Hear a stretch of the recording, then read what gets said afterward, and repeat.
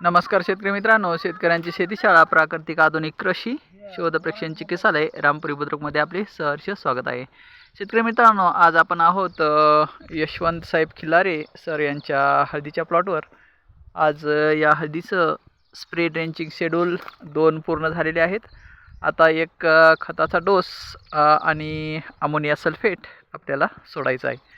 तर अमोनिया सल्फेटची जी प्रक्रिया असते ती आपल्याला सेटिंगसाठी म्हणजे नवीन फुटव्यासाठी कार्य करते. पानामध्ये जमिनीतील अन्नद्रव्य घटक फास्ट पोहोचिती करते. प्रकाश संश्लेषण प्रक्रिया चांगली होते आणि अन्नाचं वहन फास्ट पानातून कंदाकडं केलं जातं.